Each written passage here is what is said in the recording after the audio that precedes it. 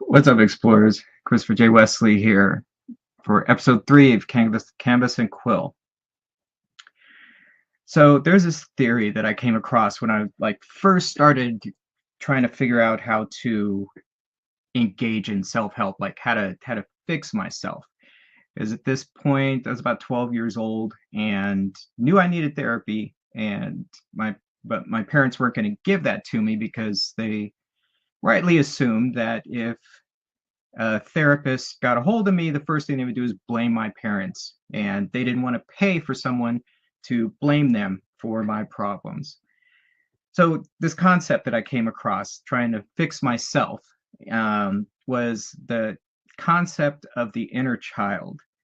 And I don't really subscribe to that now, but I do kind of engage in life in a way where I recognize the things that were meaningful to me as a child, the things that I longed for, and I couldn't wait to become an adult, so I had agency to bring into my life. And so there are moments that, as they happen, I capture it. So the canvas for this week is Dream and Journey, which is on the right-hand side of the screen. And that's one of those moments. My wife and I were on the ferry heading over to Balboa Island in Newport Beach. And there was a part of me that just connected with the idea of being in the world, connected to someone, and being in places like I would see in the movies. And if you've ever, for those of you that are local to Newport Beach, you know that it's kind of like that. And that was what I captured for Dream and Journey. One of the things that I also do is, because I write fiction and I've been looking for ways to combine the fiction writing with the music that I write, the artwork that I create.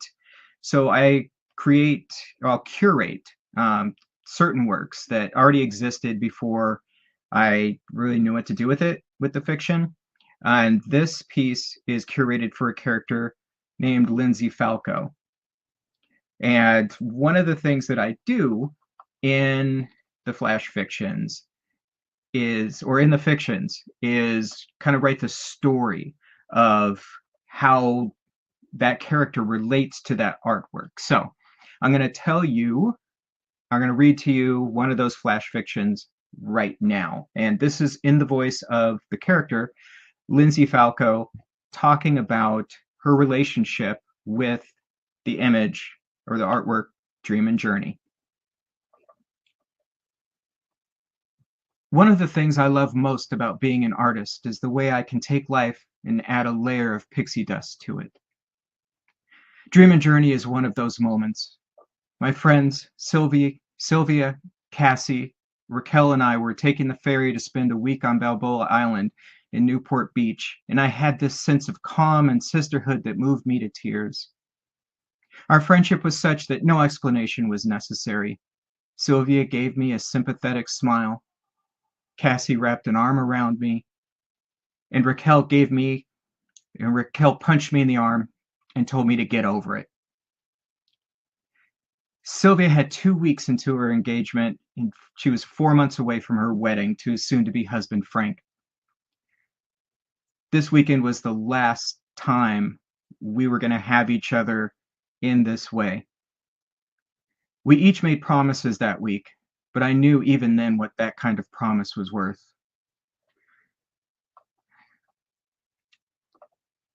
Sylvia was the first of us to marry, but she wouldn't be the last to cross that line. Raquel was already madly in love with her man, but we would have had that week, and it would be one of the most meaningful ones we would ever have together. at least for me. 4 women, bonded by blood alcohol levels, near run-ins with the police, and conversations back and forth about all the ways we felt unseen.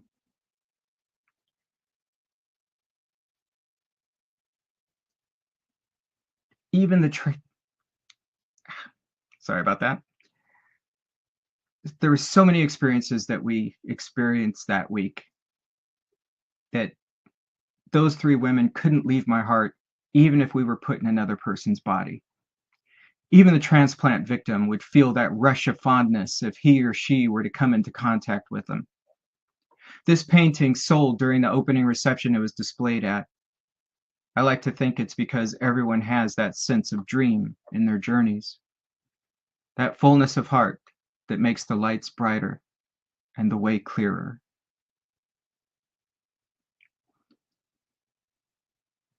Even though these kinds of artworks, or how should I put it? Even though I like curate stories based on, like in this case, Lindsey, her relationship with the artwork, there's still parts of my real life that enter into the picture. How Lindsey is relating to the fact that her friends are getting married.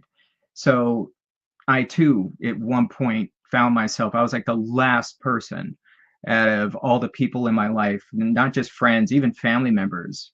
You know, in my late 20s, I was the only person that was not married, only person without kids. And it went from, like, the conversations shifted. Like when you're young, people tell you, oh, you've got time, you know, just go out, have fun. And it's like seemingly overnight, it goes from, you've got time, you'll find someone. It switches to, why doesn't anybody want you? And that's one of the things that I've kind of injected into Lindsey's story in the books. However, in the books, unlike like the real life me, Lindsey in the books is like anti-marriage. She has no intention on giving up her singlehood. But these are just some of the ways that I connect with like the youngest part of me, like the part of me that imagined a future, like outside of all the abuse, where I had agency to kind of shape the world, choose the world that I was living in. And the part of me that kind of had to make peace with the decisions I was making, and kind of the lot that I was finding myself in life. And then lastly, with how I connect with different types of stories. When I first was taken out of when the courts first took me out of my dad's house, and put me in my mom's, even though I knew kids in that neighborhood, it was a while. I would say weeks. I can't remember how many, but I know it was weeks before I left the house, other than when I had to. I'd go to school, but other than that, I just disappeared into books and television and just losing myself into stories and imagination. So these types of works of creativity still kind of connect me even to that, the power of sometimes being able to, well, to step away, either step away from my real life into something that's imagined, or even these days, sometimes to intentionally consume a certain kind of movie or book that I know will inspire me towards a certain thing, whether it's a certain feeling, whether it's to give me confidence in something. And if you think about it, I'm sure you know that you probably felt it as well, even if you didn't consciously feel it, where you watch a movie and you are just wrapped up in what the movie expressed, and maybe you feel just a little bit more brave now than you did before you watched that movie.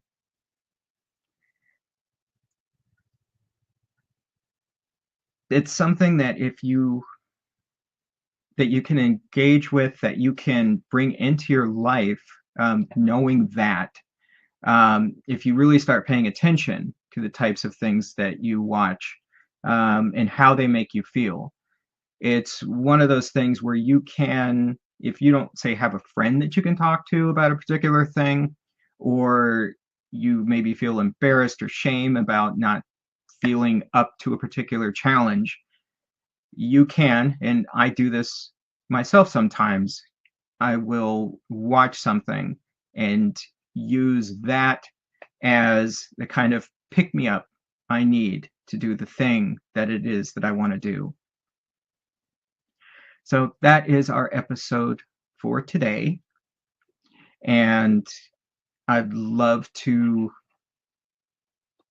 hear from you. If you have any thoughts about this, DM me or shoot me an email if you have my email, and let me know what your thoughts are as far as how you connect with the stories in your life, like how you connect with your past, and or how do you connect with the media that you choose to consume, whether it comes from the newspaper, magazines, books, television, or movies. Till next time, take good care of yourself.